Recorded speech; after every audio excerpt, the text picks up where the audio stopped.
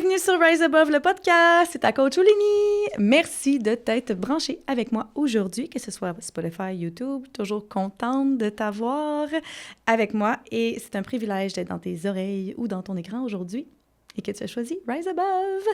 Aujourd'hui, on est en mode séduction. On parle de dating. Ouais, j'ai envie qu'on plonge là-dedans un petit peu. Ça faisait un moment.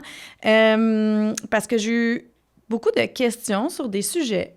Par Instagram, par Facebook. J'avais envie de répondre à ces questions-là aujourd'hui et qu'on puisse approfondir. Puis, il y a beaucoup de questions qui tournent autour de l'éthique en dating. J'ai mis le terme éthique parce que, tu sais, code de conduite, si on veut, là.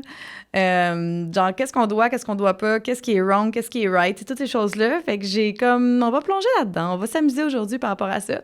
Et je vais en profiter pour présenter nos partenaires. Alors, on a la boutique Sex Plus qui est partenaire de Rise Above, Olénie 20 pour 20% de rabais sur tous tes produits en ligne. Et on a aussi EPN Nutrition qui est avec nous. Tous tes suppléments en ligne, tu as Olénie 15 pour tes 15% de rabais là-dessus. Puis tu peux aller voir aussi les deux commerces, aller voir leur boutique. Sex Plus en a plusieurs au Québec et EPN sont dans le coin de Brossard. Alors, voilà, parlons de l'éthique en dating. Écoute, y a-tu vraiment de l'éthique?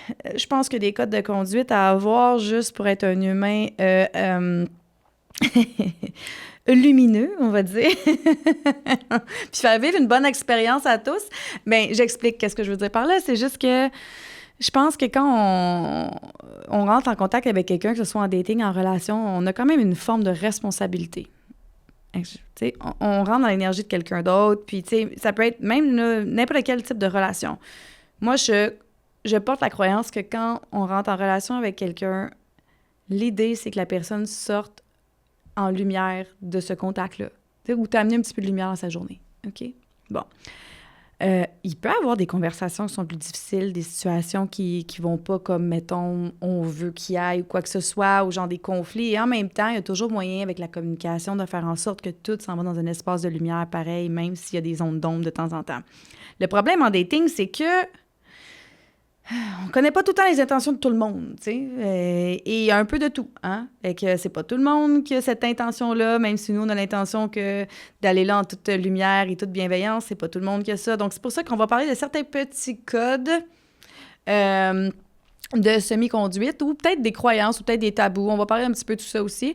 Bien, c'est plus les croyances autour des codes, OK? Donc, il y en a un qui est popé. La question qu'on m'a posée, c'est: est-ce que c'est bien vu ou non de coucher ou dater ou sortir avec l'ex d'un ou d'une de nos amis?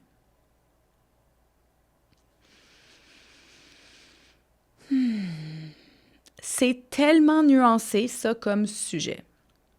Il y en a qui vont me dire « Non, ça se fait pas, on touche pas à ça. » Il y en a d'autres qui vont dire « Ben, écoute, l'ex, c'est l'ex. » C'est là qu'on va amener de la nuance. Peu importe dans quel code d'éthique, c'est toujours une question de valeur. OK? Peu importe de quoi je vais parler aujourd'hui, ça dépend c'est quoi ton système de valeurs à toi.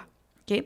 La personne qui est extrêmement loyale envers ses amis, tu sais, mettons la girls of the girls, puis le boys, c'est genre le brotherhood en premier, eux autres, ils vont jamais toucher un bâton à l'ex à quelqu'un. Tu comprends? Moi, comme non, on touche pas à ça. Et en même temps, le concept de l'ex, des fois, ben justement, si la relation n'a pas bien été avec ton ami, mais peut-être que cette personne-là, toi, en tant qu'individu, ça va peut-être fonctionner. Peut-être que vous allez vous rencontrer dans un contexte, ça va faire crime. Cette personne-là est nice. Et de t'empêcher d'apprendre à la connaître parce qu'elle a vécu un historique avec un ou une amie, c'est là que la nuance réside. Est-ce que tu dois vraiment t'empêcher pour ça? En même temps, voici les nuances qu'on va regarder. L'ex-mari, mettons. Puis tu sais que la relation, mari ou femme, la séparation était difficile. C'est encore nébuleux entre eux, puis ils ont des enfants ensemble, puis tout. Là, c'est touché. Là, si c'est un bon ami à toi ou une bonne amie, ça devient touché. Là, il y a une différence entre amis ou connaissances. Let me explain.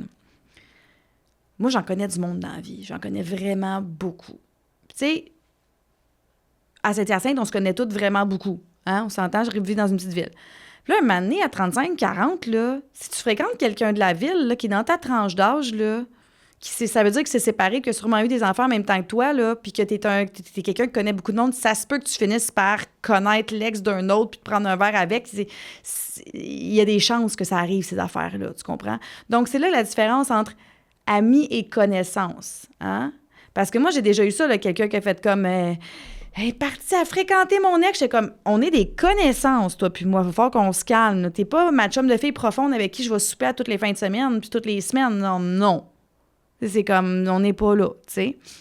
Fait que là, c'est comme donner la nuance par rapport à ça aussi. Ça, c'est ma croyance, encore une fois, avec mon système de valeurs. Ensuite de ça, il y a le concept aussi, tu sais, mettons justement, quelle relation que tu as avec ton ami. Est-ce que c'est un bon ami proche de toi? Si c'est un bon ami proche de toi, puis que toi, tu commences à développer des sentiments pour un ou une de ses ex, là, je pense que c'est important d'aller avoir une bonne conversation avec ton ami. C'est important d'aller débriefer ça. Faut, hey, regarde ce qui se passe. Et là, on joue à la carte de la vulnérabilité. OK? Regarde ce qui se passe, on va dire... je suis une fille, donc on va parler d'un gars. On va dire que j'ai rencontré un Steve, whatever. Puis là, Steve, c'est l'ex de longue date à une de mes amies.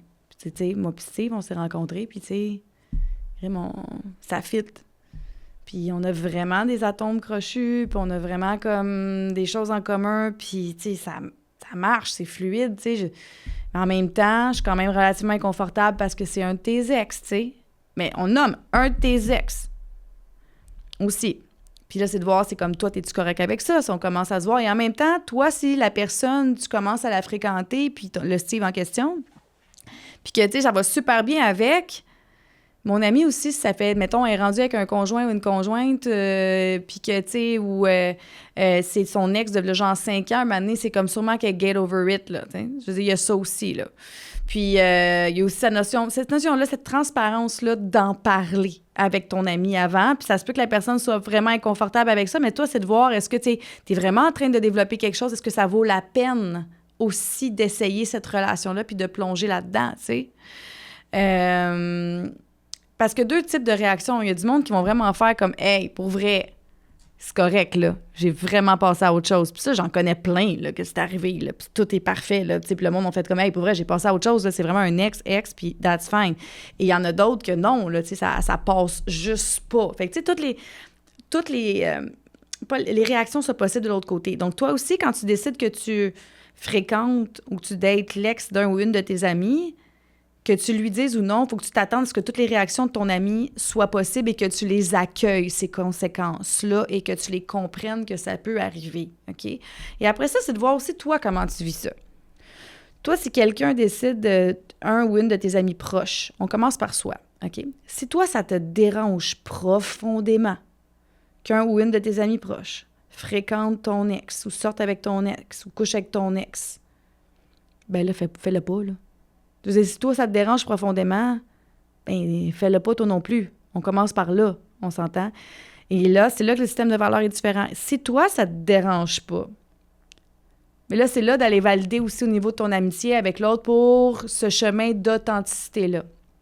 Quand c'est une amitié profonde, une amitié qui est importante dans ta vie. Là, je parle pas de connaissances. Tu peux le partager aussi avec une connaissance si tu veux te sentir mieux par rapport à ça, il n'y a pas de problème. Mais tu sais, je veux dire, par rapport à nos connaissances, ça dépend quel genre de personne sociale que tu es.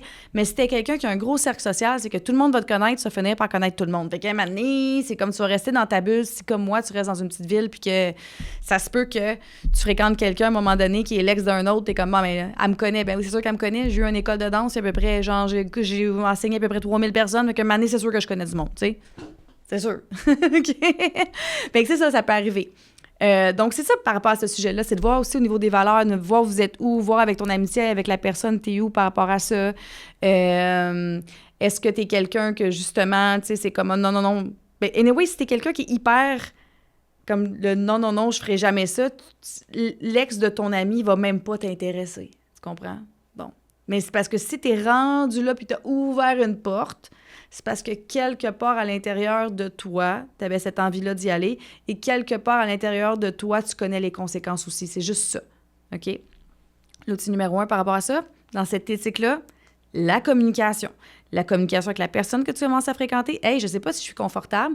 Je vais aller en parler à mon ami parce que Moi, pour moi, cette personne-là est importante, puis j'ai vraiment envie au moins de la mettre au courant, peu importe c'est quoi la conséquence de. That's it.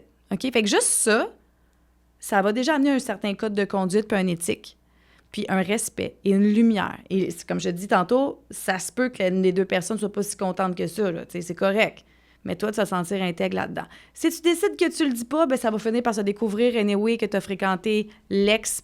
Pendant que tu vas fréquenter, ça va se savoir. Si tu es encore, mettons, si à toutes les fins de semaine, tu soupes avec ta chum ou quoi que ce soit, ou vous voyez, vous vous appelez à tous les jours, mais que tu dis pas que le nouveau gars qui est dans ta vie, c'est son ex, là, ça se peut, ça peut qu'un moment donné, elle fasse comme, ben là, ça fait combien de temps? Ben voyons, fait que là, toi, ça fait depuis le mois d'août, puis là, on est rendu au mois d'octobre, puis au mois d'octobre, tu me l'as pas dit, puis t'es mon ami, puis on se voit tout le temps, puis ta. Ça se peut que ça se sache. Fait que, peu importe l'action que tu poses, que tu décides d'en parler ou non, sois au courant de la conséquence que ça peut amener. OK?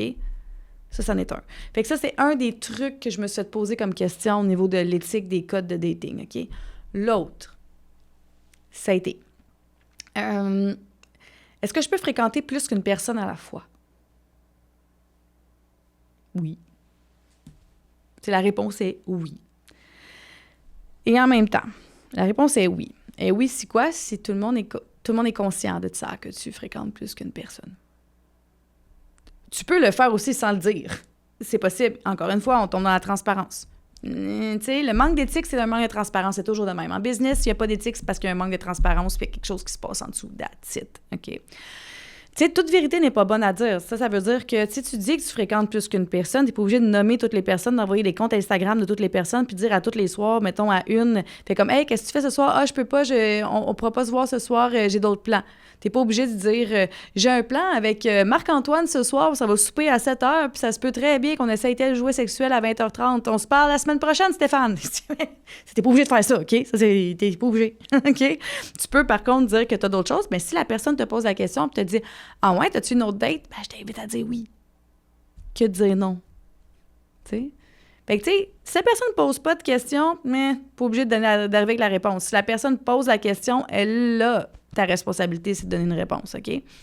Si, quand tu commences à dater quelqu'un, je t'invite vraiment à mettre la table si t'es quelqu'un qui en date plusieurs parce que t'es pas prête à t'engager ou que toi, c'est ta façon de vivre ton dating life, parce qu'il y en a que c'est comme ça, il y en a que c'est une personne à la fois, parce qu'au niveau de l'attention, les fréquentations, c'est là, puis il y en a que c'est deux à la fois, il y en a que c'est trois, tu sais, puis à un moment donné, ils font comme, ah, tu sais, là, je m'aligne plus vers eux autres, puis là, tu sais, ils ferment une relation, puis ils s'en vont plus dans la monogamie, mais c'est de le dire, c'est juste de le dire, en partant, de mettre la table.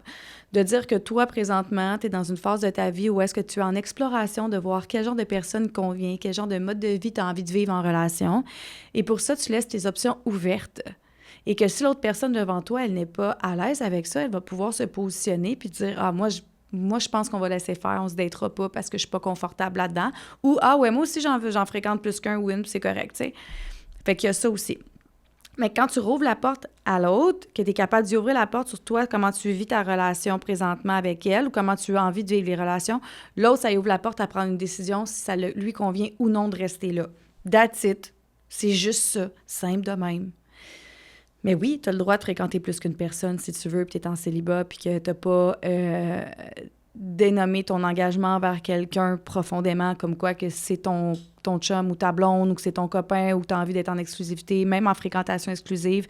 Si tu n'as pas nommé ça, ça n'a pas été nommé, ça n'a pas été statué, ça n'a pas été entendu, tu es célibataire. Tant que si la personne te pose des questions, tu es transparent avec lui ou elle, le reste, it's on you. Comprends? Vraiment là-dedans. Il faut s'en attendre aussi quand on est dans le dating life que ça peut arriver, ça, là. Vraiment, c'est pas tout le monde qui est vraiment une personne à la fois. Et c'est correct. That's fine. Il faut de tout pour faire un monde. Mais toi aussi, en tant qu'individu, si t'es plus à l'aise à avoir quelqu'un qui est plus genre à fréquenter une personne à la fois, bien, respecte-toi là-dedans aussi, tu sais. Ce que j'ai envie de dire par rapport à ça, c'est que en début de dating, honnêtement, là, une personne à la fois, quand tu viens de tomber célibataire, it's a thing, mais c'est pas nécessairement la stratégie la plus gagnante.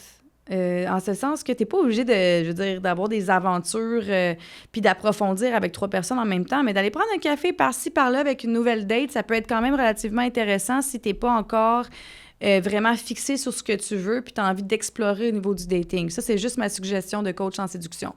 ça t'engage à rien. Si toi, t'es plus confortable à une personne à la fois, c'est bien correct, tu sais, vraiment.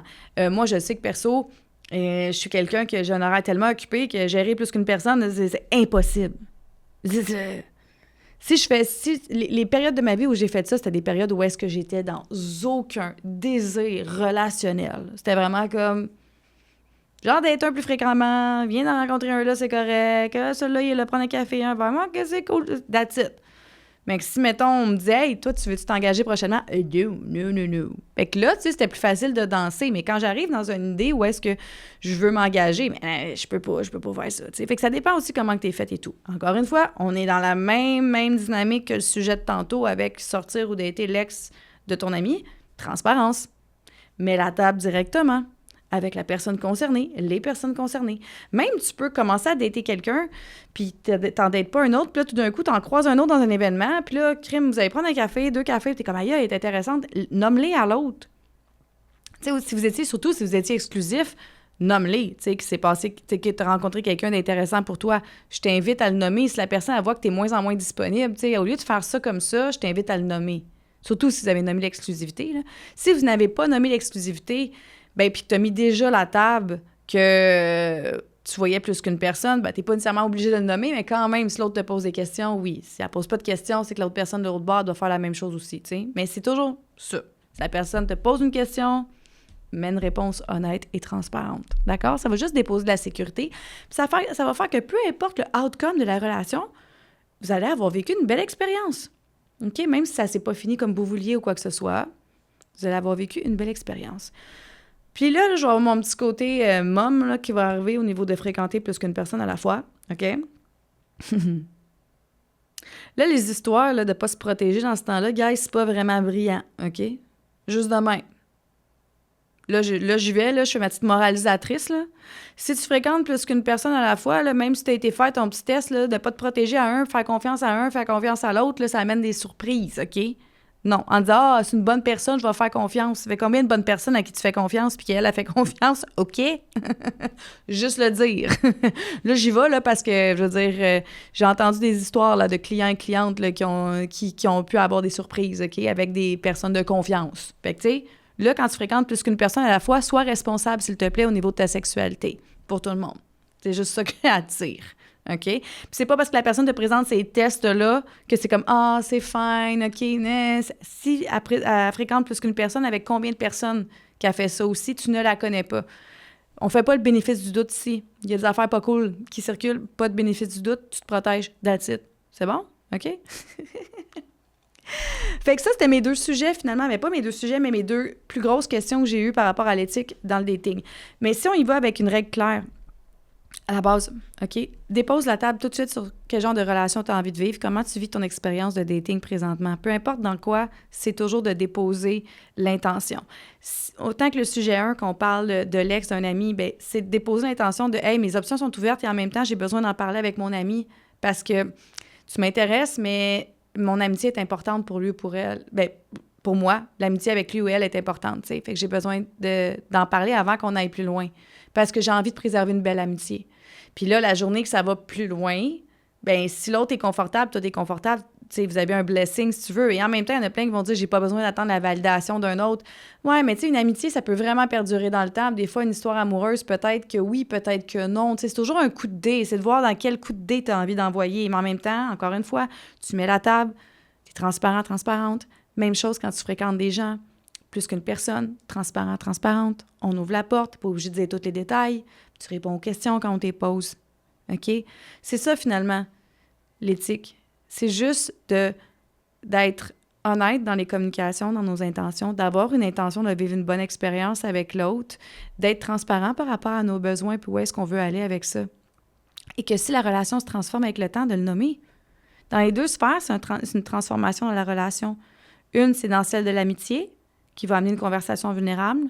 Puis l'autre, c'est dans celle d'une nouvelle date que tu veux pas perdre en y exposant que t'en dates d'autres parce que tu tiens quand même à lui ou à elle. Et en même temps, tu sais, t'as besoin de lui nommer pour que ce soit clair et que la personne puisse se positionner. C'est juste ça. C'est de pouvoir laisser la notion de choix aussi, de libre arbitre, d'ouverture. Voilà. Fait que j'espère que ce podcast-là t'a amené de la lumière sur ces concepts-là, t'a peut-être fait rire aussi, t'as peut-être reconnu dans certaines zones, peut-être que toi, tu vis un des deux, peut-être que c'est toi l'ami qui a su que ton ami fréquentait ton ex, peu importe. Mais que ça t'a aidé à voir les concepts de façon différente. Voir aussi que c'est une question de valeur, qu'est-ce qu'on porte à l'intérieur de nous. Tu sais, tout est relatif. Et en même temps, de déposer une intention de... Quand on rentre en contact avec quelqu'un, on veut vivre une belle expérience, que l'autre parte avec un sourire ou en lumière, peu importe la situation. Juste cette intention-là, ça va déjà déposer un tapis lumineux. Et ça change toute la donne, peu importe dans quel type de relation tu t'en vas ou quel genre de communication tu as besoin d'avoir par rapport à une relation. Alors, je t'invite à partager cet épisode si ça t'a parlé pour que quelqu'un d'autre puisse profiter de ces petits enseignements-là et de ces petits snippets au niveau de la séduction et du dating life. J'ai un programme de séduction qui est en ligne, fait que tu peux aller le chercher quand tu veux. C'est des trucs de pré-enregistrement, puis on parle du dating, on parle des sites de rencontres, on parle des codes d'éthique, on parle de tout dans ce programme-là. Et c'est l'art de la séduction, il est sur mon site, olenipeltier.com. Tu peux toujours aller là. Alors, abonne-toi, YouTube, Spotify. Tu peux aussi m'écrire un petit commentaire, j'adore ça. Merci d'avoir écouté. Je te souhaite une belle journée, une belle soirée, une belle semaine, une belle fin de semaine. Love, rise above.